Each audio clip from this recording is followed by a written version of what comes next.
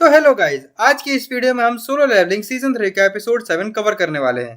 तो अगर आपने सीजन 3 के एपिसोड 1 से 6 तक अभी तक नहीं देखा है तो जाके पहले वो देख लो। मेरे चैनल के प्लेलिस्ट में मिल जाएगा या फिर वीडियो का लिंक आपको डिस्क्रिप्शन में भी मिल जाएगा। स्टार्ट करने से पहले आप लोग वीडियो को लाइक और सब्सक्राइब जरूर से कर देना। सिर्फ 2 सेकंड तो लगता है, आप लोग वीडियो देख के लास्ट में चले जाते हो, लाइक सब्सक्राइब नहीं करते हो तो पहले ही कर लो आज। चलो फिर शुरू करते हैं बिना किसी देरी के। सीजन 3 एपिसोड 7 स्टार्ट होता है और हमें दिखाई देता है कि जिन्वू की शैडो आर्मी जापान में सारे जायंट मॉन्स्टर को खत्म करके वापस टोक्यो आ जाती है, जिन्वू के पास, जहां से ये सब शुरू हुआ था।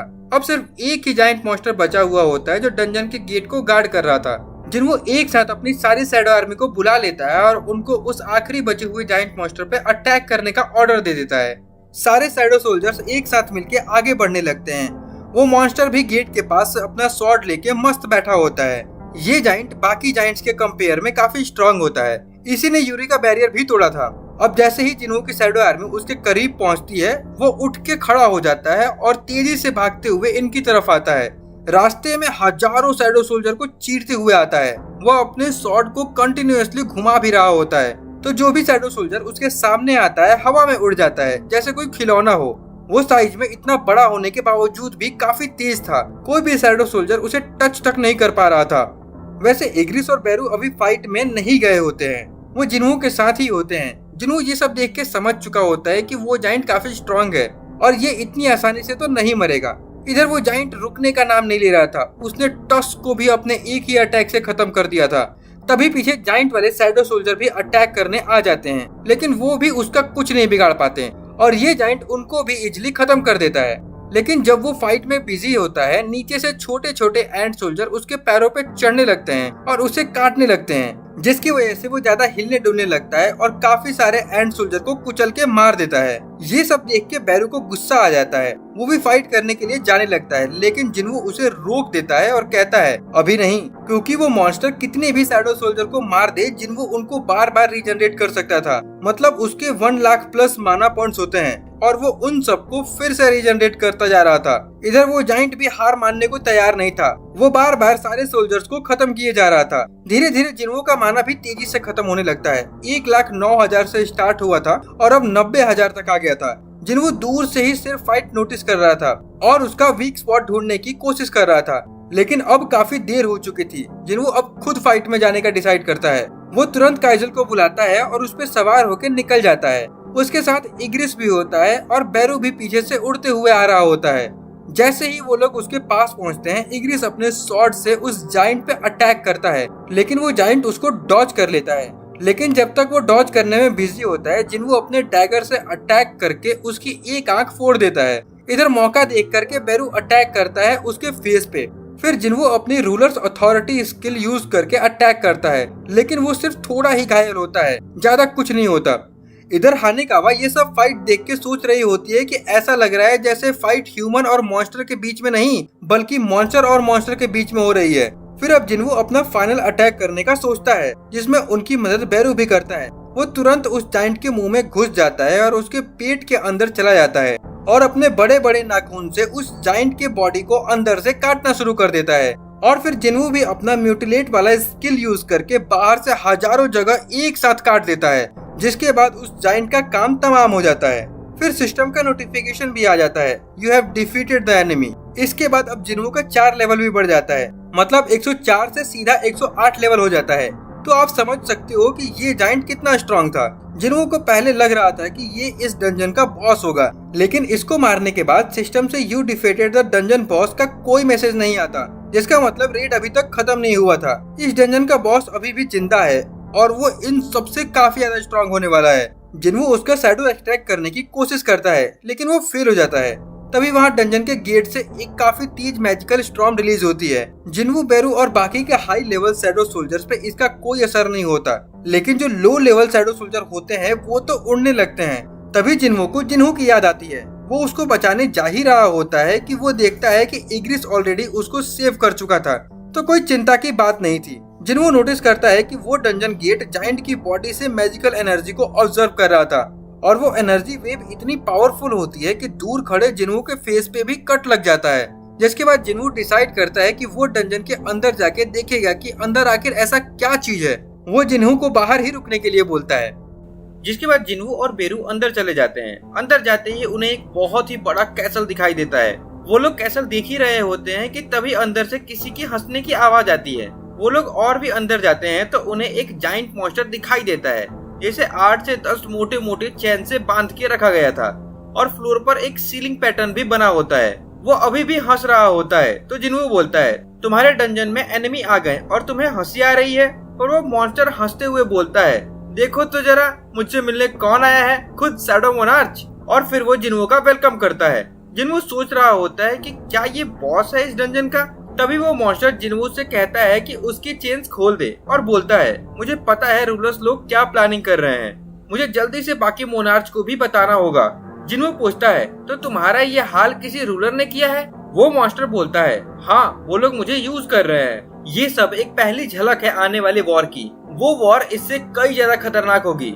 जिन्हू सोचता है, मैंने पहले भी बहुत कोशिश की है मॉन्स्टर से बात करने की, उनके ओरिजिन्स के बारे में जानने की, लेकिन कभी किसी ने कुछ नहीं बताया। लेकिन ये तो खुद से सब कुछ बता रहा है। इसीलिए जिन्हू डिसाइड करता है कि उससे और भी सवाल पूछने का। सबसे पहले वो पूछता है, आखिर ये रूलर्स लोग कौन और क्या हैं? तो वो मॉन्स्टर बिना किसी जवाब सवाल किए कहने लगता है, रूलर्स लोग मोनार्च के बहुत पुराने दुश्मन हैं। जिन्हू सोचता है, मोनार्च के एनिमी है तो कहीं वो लोग मेरे भी तो एनिमी नहीं? फिर जिन्हू पूछता है, उन लोगों ने अगर तुम्हें चेन से बांध रखा है, इसका मतलब कहीं तुम भी तो एक मोनार्च नहीं हो? वो मॉन्स्टर बोलता है, हाँ, सही कहा तुमने, मैं भी एक मोनार्च हूँ। इस वक्त जितने भी रूलर्स और मोनार्च हैं, सब तुम्हारे खिलाफ है और तुम्हें ढूंढ रहे हैं और तुम्हारे पास अभी उनसे लड़ने के लिए इनफ स्ट्रेंथ नहीं है। इसीलिए मैं तुम्हारी मदद करूंगा अगर तुम मुझे इस चेन से आजाद कर दोगे तो। जिन्हू गुस्से में बोलता है, तुम मेरी हेल्प करोगे? तुम्हें सच में लगता है कि मैं तुम्हारी बातों पर विश्वास कर लूंगा? एक मॉन्स्टर कब से इंसानों की मदद करने लगा? जिसपे वो मोनार्च बोलता है, अगर ऐसा है तो मैं तुम्हें खुद पर विश्वास दिला के रहूंगा। और फिर वो कुछ मंत्र चैंट करने लगता है एक अलग लैंग्वेज में। जिन्हू को लगता है कि वो अटैक करने की कोशिश कर रहा है तो वो सावधान हो जाता है और अपने दोनों डैगर्स निकाल लेता है। लेकिन तभी उसके सिस्टम से एक नोटिफिकेशन आता है, किंग ऑफ जायंट्स लेजिया ने प्लेज ऑफ ऑनेस्टी का प्रस्ताव रखा है, क्या आप एक्सेप्ट करोगे? मतलब उस मोनार्च का नाम लेजिया होता है। उसने एक प्लेज ऑफ ऑनेस्टी का रिक्वेस्ट भेजा था, जिसको एक्सेप्ट करने के बाद ना तो जिन्हू और ना ही लेजिया एक दूसरे से झूठ बोल सकते हैं। तो जिन्हू पहले कंफ्यूज हो जाता है ये देखकर, क्योंकि ऐसा कुछ पहली बार हुआ था, लेकिन उसे अपने सवालों के जवाब भी चाहिए थे, इसीलिए वो एक्सेप्ट कर लेता है। अब उनके बीच एक कॉन्ट्रैक्ट साइन हो जाता है कि दोनों में से कोई झूठ नहीं बोल सकता। जिसके बाद लेजिया बोलता है, पहले तुम मुझे ये चेन से आजाद करो, फिर मैं तुम्हारी मदद करूंगा। तो जिन्हू सरकाज़म में बोलता है, हाँ, जैसे कि मैं तुम्हारी बातों पर बिलीव करता हूँ। लेकिन वो ये बोलते बोलते बीच में रुक जाता है। वो चाह कर भी कुछ नहीं बोल पा रहा था। जिसपे लेजिया बोलता है, यही तो कमाल है प्लेज ऑफ ऑनेस्टी का, ये तुम्हें और मुझे झूठ बोलने से इसी तरह रोकेगी। फिर जिन्हू समझ जाता है और बोलता है, अच्छा, सबसे पहले तो मुझे ये बताओ कि मैं तुमसे इतनी फ्रीली कैसे बात कर पा रहा हूँ बिना किसी रुकावट के। इससे पहले जब मैं किसी मॉन्स्टर से बात करता था और उनके बारे में जानना चाहता था तो किसी ने कुछ नहीं बताया। जिसपे लेजिया बोलता है, कौन से मॉन्स्टर? तो जिन्हू बोलता है, वही जो गेट से बाहर आते हैं। जिसपे लेजिया बोलता है, तुम एक छोटे मोटे डंजन से निकले बीस्ट को मेरे जैसे मोनार्च के साथ कैसे कंपेयर कर सकते हो? हम मोनार्च लोग उन पे राज किया करते थे। वो बताता है कि गेट से निकले डंजन के बीस्ट ऐसे सोल्जर हैं जिसे रूलर्स ने हराने के बाद उन्हें लाखों साल से कैद करके रखा है। क्योंकि वो इतने सालों से कैद है, इसीलिए उनका दिमागी संतुलन खराब हो चुका है। लेकिन मैं उन सबसे अलग हूँ, मैं एक किंग हूँ, ना कि कोई बीस्ट। इसीलिए इतने सालों से कैद में रहने के बाद भी मेरा दिमाग अब तक ठीक है। मैं बहुत सालों से इस पल का इंतजार कर रहा था, मतलब भागने का मौका ढूंढ रहा था, और अब मुझे किस्मत ने तुमसे मिला दिया। ये सब सुन के जिन्हू लेजिया से पूछता है, क्या रूलर्स वही होते हैं जो सिल्वर आर्मर पहनते हैं और उनके पीठ पे विंग्स भी होते हैं? क्या वही लोग हमारे वर्ल्ड में इतने टाइम से डंजन बीस्ट को भेज रहे हैं? लेजिया बोलता है, हाँ बिल्कुल, वही रूलर्स हैं जो डंजन से अपनी आर्मी भेजते रहते हैं। तो जिन्हू बोलता है, आखिर ऐसा क्यों? उनका हमने क्या बिगाड़ा है जो वो लोग मॉन्स्टर भेज रहे हैं? जिसपे लेजिया बोलता है, जैसे कि मैंने पहले भी कहा, वो लोग वॉर के लिए प्रिपेयर कर रहे हैं। मतलब ये सब छोटे मोटे गेट्स जो खुलते हैं, ये सब एक बहुत ही बड़े वॉर की प्रिपरेशन है। रूलर्स लोग इस वर्ल्ड को एक बैटलफील्ड बनाना चाहते हैं और फिर एक आखिरी बार सारे मोनार्च के साथ फाइट करना चाहते हैं। जिन्हू बोलता है, ये बात मुझे कुछ समझ नहीं आ रही है। अर्थ को सिर्फ एक बैटलफील्ड बनाने के लिए इतने टाइम से ये सब हो रहा है।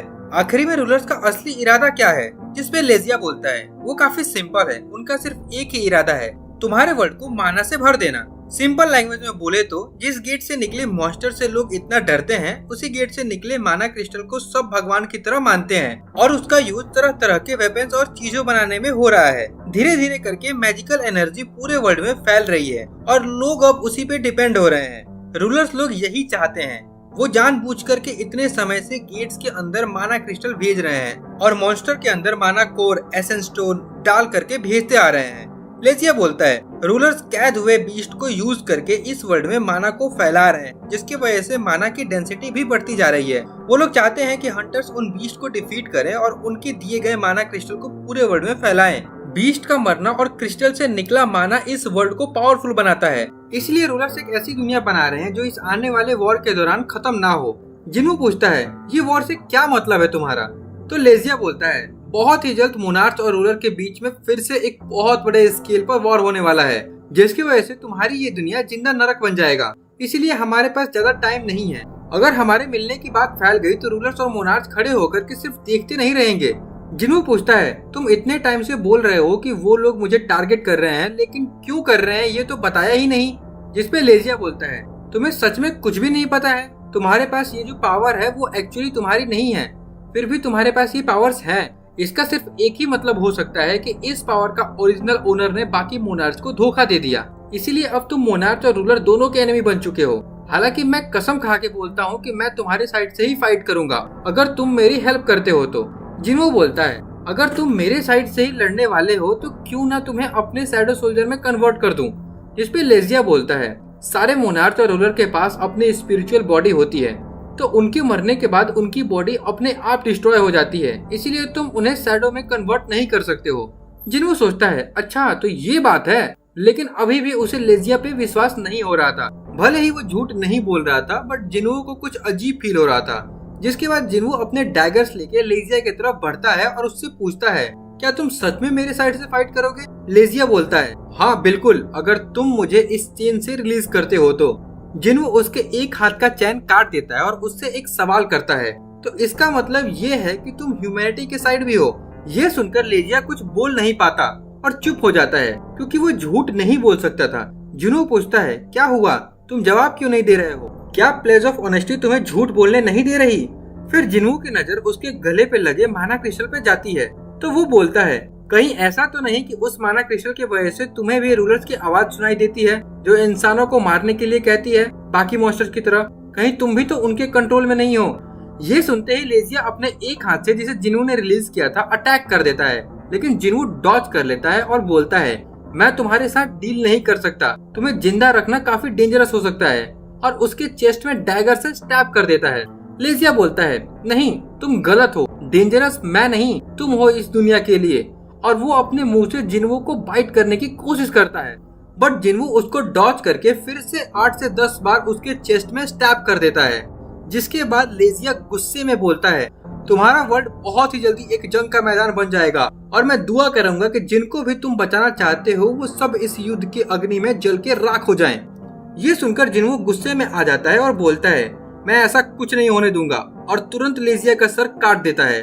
जिसके बाद उसे सिस्टम का नोटिफिकेशन मिलता है कि तुमने इस डंजन के बॉस को डिफीट कर दिया और 9 मोनार्च में से एक मोनार्च ऑफ बिगिनिंग को हरा दिया। लेजिया को डिफीट करने के बाद जिन्हू का लेवल तेजी से ऊपर चला जाता है, मतलब सीधा 108 से 122 हो जाता है जिन्हू का। भले ही लेजिया को डिफीट करने में मेहनत नहीं लगी हो, लेकिन वो काफी स्ट्रॉन्ग एनिमी था। अगर चैन में बंधा नहीं होता तो जिन्हू को दिक्कत भी हो सकती थी, इसीलिए इतना स्ट्रॉन्ग एनिमी को डिफीट करने के बाद सीधा एक बार में 14 लेवल प्लस हो गया। अब इसके बाद सीन शिफ्ट होता है एक बहुत ही बड़े मेंशन में, जो कि एक नेशनल लेवल हंटर का होता है। अब जैसा कि आपको पता है कि इस वर्ल्ड में टोटल 5 ही नेशनल लेवल हंटर हैं, और अब तक स्टोरी में इस नेशनल लेवल हंटर को पहली बार दिखाया गया है। इसका नाम क्रिस्टोफर रीड होता है और वो भी अमेरिका का ही एक हंटर होता है। उससे मिलने कोई हेलीकॉप्टर से आता है जिसके साथ लेडी सेलर भी होती है, वही जो किसी भी हंटर की पावर को अपग्रेड कर सकती है। वो लोग बोलते हैं कि हमें किसी अर्जेंट मैटर पर डिस्कस करना है। जिसके बाद क्रिस्टोफर उनको अपने रूम में ले जाता है और बोलता है हाँ अब बोलो तुम्हें मुझसे क्या काम है। अगर तुम उस एस रैंक गेट के लिए आए हो जो ईस्ट में खुला है तो मैं पहले ही बता दूं मैं नहीं जा रहा। वो लोग बोलते हैं नहीं नहीं हम उस गेट के बारे में बात नहीं करने आए हैं, हमारे पास उससे भी बड़ी प्रॉब्लम है फिलहाल। तो क्रिश बोलता है एस रैंक गेट से भी बड़ी प्रॉब्लम क्या हो सकता है, जिसपे लेडी सेलनर बोलती है बात कुछ ऐसी है कि आपकी जान को खतरा है, शायद से कोई आपको मारने वाला है। जिसपे क्रिश गुस्सा हो जाता है और बोलता है लेडी सेलनर, आपने जो कुछ भी मेरे लिए किया उसके लिए मैं बहुत ग्रेटफुल हूँ, लेकिन हम लोग इतने भी क्लोज नहीं है कि आप इस तरह का फालतू जोक्स मार सकें। लेडी सेलनर बोलती है नहीं, ऐसी बात नहीं है, एक्चुअली मुझे एक सपना आया था आपके बारे में, उस सपने में आपको कुछ लोगों ने घेर रखा था। इतना सुनकर के क्रिश और गुस्सा हो जाता है और बोलता है तुम लोग इतनी दूर उड़ के आए सिर्फ नॉनसेंस बातें करने आए हो कि तुमने कोई फालतू से सपना देखा? तुम्हें पता भी है मैं कौन हूँ, मैं एक नेशनल लेवल हंटर हूँ, कोई भी मुझे नहीं हरा सकता। फिर भी चलो एक पल के लिए मान भी लूं कि तुम्हारा सपना सच हो सकता है, तो तुम मुझे ये बताओ कि आखिर कौन है जो मेरी हेल्प कर सकता है, एक नेशनल लेवल हंटर की हेल्प कौन कर सकता है? जिसपे लेडी सेलनर बोलती है एक हंटर ऐसा है जो शायद से आपकी हेल्प कर सकता है, जो कि हंटर संग जिनवो है, कोरिया से। अब ये सुनकर के क्रिश भी शॉक हो जाता है। इसके बाद हमें जिनवो का सीन दिखाया जाता है जो उस डंजन से बाहर निकल रहा होता है। वो सोच रहा होता है कि अब मुझे और भी स्ट्रॉन्ग होना होगा। जिनवो के एस रैंक गेट को क्लियर करने की न्यूज पूरे वर्ल्ड में आग की तरह फैल जाती है। सोशल मीडिया पे तो लोग पागल हो रहे थे। उन लोगों का मानना था कि अब जिनवो एक नेशनल लेवल हंटर जितना स्ट्रॉन्ग है। जेजू आइलैंड के बाद तो सिर्फ कोरिया में ही नाम हुआ था, बट अब पूरे वर्ल्ड में जिनवो का नाम फैल गया था। हमें दिखाया जाता है कि एक जायंट समुद्र के रास्ते चाइना के बॉर्डर के पास चला गया था, जहां चाइना का एक नेशनल लेवल हंटर उसे इजीली मार चुका था। इधर जापान हंटर एसोसिएशन का चेयरमैन खुद को पुलिस के हवाले कर देता है ये सारी चीजों की जिम्मेदारी लेते हुए। इधर हमें यूएस के एस रैंक हंटर लोग भी दिखते हैं। वो लोग सेलिब्रेट कर रहे होते हैं एक पार्टी में, क्योंकि उन्होंने अपने कंट्री का एस रैंक गेट क्लियर कर दिया था। उनके साथ थॉमस एंड्रे भी होता है। वो लोग हंसी मजाक और पार्टी एंजॉय कर रहे होते हैं। तभी थॉमस एंड्रे की मैनेजर वहां आती है और बोलती है सर एक प्रॉब्लम है, इस साल का जो इंटरनेशनल गिल्ड कॉन्फ्रेंस होने वाला है उसमें हंटर संग जिनवो के आजिन गिल्ड को भी इनवाइट किया गया है। जिसपे थॉमस एंड्रे एक्साइटेड होकर बोलता है इसका मतलब जिनवो अमेरिका आने वाला है। अब इधर जापान में जिनवो के शैडो सोल्जर ने जितने भी जायंट्स को मारा था उन सबको जिनवो अपनी शैडो आर्मी में ऐड कर रहा था। जिनवो की एबिलिटी देख करके वहाँ के लोग शॉक हो जाते हैं, क्योंकि उन्होंने पहली बार ऐसा कुछ देखा था। ये देखकर जिनवो भी प्राउड फील कर रहा होता है जिनवो पे। तभी जिनवो के पास हानेकावा आती है और बोलती है तुम्हारे लिए एक कॉल है। वो जैसे ही कॉल पे बात करता है तुरंत उसका मूड चेंज हो जाता है, उसके चेहरे से हंसी गायब हो जाती है और वो जिनवो को बोलता है मुझे अभी कोरिया वापस जाना होगा। जिनवो पूछता है क्या हुआ, क्या मैटर है, लेकिन वो बोलता है नहीं बस छोटी सी फैमिली प्रॉब्लम है। जिनवो समझ जाता है कि क्या मैटर है, इसीलिए उसे जाने देता है। जिसके बाद जिनवो हेलीकॉप्टर में बैठकर तुरंत एयरपोर्ट के लिए निकल जाता है और फिर कुछ टाइम के बाद कोरिया पहुंच जाता है। वहां पहुंचकर उसे उसके डैड के बारे में पता चलता है और उनके पास ले जाया जाता है। उसके डैड के जो इटर्नल स्लीप की बीमारी थी वो फाइनल स्टेज पे आ चुकी थी, तो वो अब परमानेंटली स्लीप में जा चुके थे। जिनवो उनके पास जाने की कोशिश करता है, बट उनका मैनेजर उसे रोक लेता है और बोलता है तुम्हारे पास जाने से सिचुएशन और भी खराब हो सकती है, क्योंकि तुम हंटर हो। जिसकी वजह से वो बहुत ज्यादा रोने वगैरह लगता है और बोलता है मैं किसी काम का नहीं हूँ, मैं बहुत ही यूजलेस सन हूँ, क्योंकि जिनवो काफी टाइम से अपने फादर से लड़कर घर भी छोड़ दिया था, लेकिन अब उसे काफी रिग्रेट हो रहा था। हमें दिखाया जाता है कि ये सब जिनवो भी देख रहा होता है अपने प्रेजेंस हाइड करके। फिर जिनवो अपने घर चला जाता है अपनी माँ से मिलने। जिनवो ये सब देख के पिघल जाता है और वो हेल्प करने का डिसाइड करता है। जब सभी लोग हॉस्पिटल से चले जाते हैं तो वो चुपके से जाके होली वाटर ऑफ लाइफ की बोतल उन्हें पिला देता है और बोलता है मैं अपने भाई को इस तरह रोते हुए नहीं देख सकता। मुझे पता है कि तुम्हारा बर्थडे आने वाला है कुछ दिनों में, इसीलिए ये छोटा सा गिफ्ट तो दे ही सकता हूँ। तभी वहाँ जिनवो की बहन आ जाती है हॉस्पिटल में। उसको अभी अभी पता चला होता है। वो भाग के अपने डैड के पास जाती है तो देखती है कि वो ऑलरेडी जाग चुके हैं, तो वो जोर से गले लगा लेती है और रोने वगैरह लगती है। वहाँ डॉक्टर लोग भी होते हैं जो काफी शॉक हो जाते हैं कि ये कैसे हुआ। जिनवो तब तक वहाँ से जा चुका होता है और इसी के साथ यह एपिसोड भी यहीं पे खत्म हो जाता है। अगर आपको नेक्स्ट पार्ट जल्दी से चाहिए तो इस वीडियो पे 2K लाइक और 200 कमेंट कर दो जल्दी से। वैसे अपने लास्ट वीडियो पे भी टारगेट कंप्लीट नहीं किया था, फिर भी मैं न्यू वीडियो ला रहा हूँ, इसीलिए कम से कम इस पर कर देना, हमें बहुत मोटिवेशन मिलती है। खैर अब चलते हैं आज के सवाल की तरफ। जो सबसे पहले सही जवाब देगा उसका कमेंट में पिन कर दूंगा और नेक्स्ट वीडियो में शाउट आउट भी मिलेगा, लेकिन शाउट आउट सिर्फ उसी को मिलेगा जो चैनल को सब्सक्राइब किया होगा। तो अगर अभी तक सब्सक्राइब नहीं किया तो अभी कर लो। लेकिन उससे पहले पिछले वीडियो में जो क्वेश्चन पूछा था उसका सही जवाब था थॉमस एंड्रे, और सबसे पहले सही जवाब चिराग भाई ने दिया था। तो big shout out to you bro. आप लोग बस इसी तरह से सपोर्ट करते रहो। और अब चलते हैं आज के सवाल की तरफ। इस एपिसोड में जो हमने क्रिस्टोफर रीड को देखा वो एक्चुअली में किस कंट्री का हंटर है? जवाब कमेंट में लिख दो।